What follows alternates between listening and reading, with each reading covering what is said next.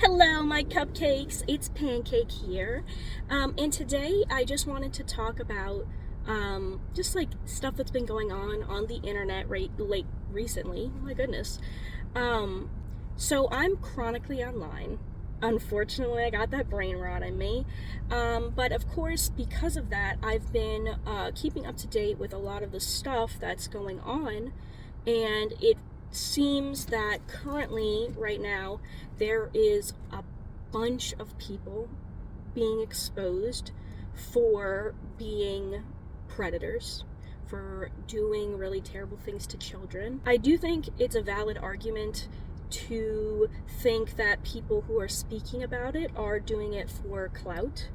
But I think that one important thing that you do get from this is that it's showing a lot of people that are concerned with what's happening, and they believe that it is important to share because, let's be realistic, if you are a predator, if you even like even if you don't do anything like actually to a child, even if it's just words, even if it's any of those things, that is not okay. It is so important that we protect our youth, specifically 18 or younger. And I think that for some reason there's this really weird divide that people have. So the current situations that I'm referring to are with Cody Ko, especially. He was one of my favorite creators, and I am devastated. But you also have Dr. Disrespect, and then you also have Ava Kris Tyson, and it really sucks because these are people who people looked up to. This is another way for us to realize the parasocial relationship that creators have with their audience, especially their audience that's much younger than them. And we need to be protecting those kids. When we allow these creators to not be held accountable, we allow these problems to grow, right? So, of course, I believe a large part of it is that parents do have a responsibility to keep an eye of what content is being produced and seen by their children. And I don't think there necessarily needs to be an authoritarianism to it.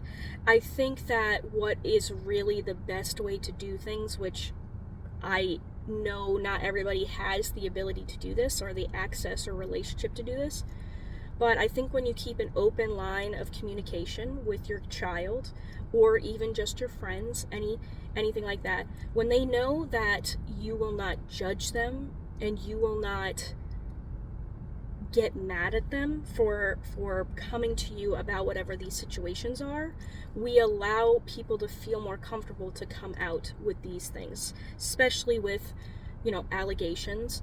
A lot of what is currently out right now are not necessarily proven by a court of law, but let's be realistic. All of the signs really point to this being very likely true. And I also believe that you should always believe victims, because even if you have some people who lie about it, the percentage of people who are lying is actually so small compared to all of the people who do say that it's true. And when we allow one person, one case, or a small few amount of cases to be the reason why some people decide not to believe a victim, that is the problem, right? We don't want people who are lying, but every time somebody does that, it makes it harder for real victims to come forward. And trust me, it is so sad how many people out here in the world have these things happen to them and they cannot speak out, because speaking out could mean them losing all of their friends. It could mean losing their job. It could mean them being bullied and harassed so badly that they have to move. There are just too many negative things that happen to survivors that are honestly put on the survivors and not the perpetrators. What I'm saying is it's not okay. And I think it's very important also to hold these people accountable, because if we let them just sweep everything under the rug, like in the Cody Ko situation, there is a lot of neglect. There is a lot of purposeful hiding, and there are clear manipulations of the truth and what is shown. And as somebody who's trying to present himself as this guy who, you know, is a feminist and is against all the terrible men, you know, not that it's more or less meant to be responded to, but like, goddamn, like, you are virtue signaling in a way. And I think that's a whole topic all into itself, because, you know, I do believe that virtue signaling is a thing, and it is something that is done for sure with people who have the intention to manipulate people and to make people think something different of them. But as an autistic person, when I am saying these things, when I am doing things, they are not virtue signaling, because for me, that is the society that we should belong in. This is the standard that we should be applying to and that we should be continuously seeing as what's happening. And a great example of that is that, oh my god, I just noticed these are off. Let's put that on a little bit. Oh my god, I've been going everywhere with this messed up. But a great example for me is that I worked at a movie theater for a very long time, from the age of 18 to, I want to say it was like 23, 24 years old, total of like 5 years, not necessarily all in a row. And in working in the movie theater, especially because people viewed it as like a first job, there were a lot of minors, there were a lot of teenagers, and because they were working with us, people who were over 18, I felt like that sometimes the lines could get a little muddied, which always made me nervous. So typically, when I would interact with minors, I would tell them straight up, hey, we cannot hang out outside of work, we can talk and chill and stuff, but no messaging me, no like any of that, because I wanted to make sure that they were safe and protected, and to make sure that I never put them in any sort of situation that could be perceived in a way that would be bad, let alone actually being bad. And this especially was something important to me. At one point I became a supervisor, and I mean, there's a whole story with that where, you know, I became a supervisor after a lot of hard work, almost 4.5, 5 years of hard work to finally become a supervisor. And then this really terrible person that was a terrible worker, and I'm not saying that they are absolutely a terrible person, but everything that they did to me was indicative of being a terrible person, at least in my opinion, to me. And this person basically turned almost all of the other coworkers against me, which was its own thing. But he always hung out with like minors and stuff, and especially as a supervisor, he would hang out with the minors outside of work, which was not okay. Absolutely not okay. You're not supposed to hang out with crew members if you are their superior. Management, completely. It's kind of like there is some about it if you're like already best friends with somebody outside of work and then you become over them, but there's still a level of respect that has to happen. But TLDR, there were a couple people who I actually really enjoyed talking to, and because of the situation, I had decided to switch career paths and decided to go into banking, which was a mistake. But there were two kids, and I say kids, they were 17, still kids, very important, still kids, who I really, really enjoyed talking to and working with. And they were still going to be 17 when I left, but I wanted to be able to have at least some kind of communication, like Instagram or something like that. So right before I left, I told them, I said, here is my phone number. I know what your birthdays are. Do not contact me until your 18th birthday, because you deserve to be safe and you deserve to make sure you are being responsible. And if you don't, I'm going to block you and I will never speak to you, because that is, for me, the line, period. And it's kind of funny to me because I feel like there are all these adults, especially right now for some reason, who are saying things like, especially, like I said, I'm following the Cody Ko situation like really closely. There are too many people who are making excuses of like, well, they're only 3 months until they're 18, and it's like, it's still a crime, it's still wrong. In order to be a safe person, in order to be a responsible person, you have to understand, bare minimum, 18 is 18, period. Like Moist Critical said, 17 is indeed less than 18. And that is very important.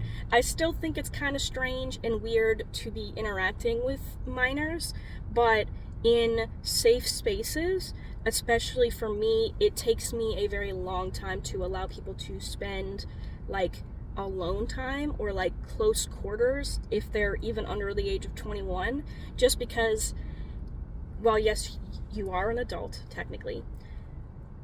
I don't want to ever put people in a position where they feel uncomfortable, and I don't want to put them in a position where they feel like they are unsafe or that I am making them unsafe, because no one should feel that way.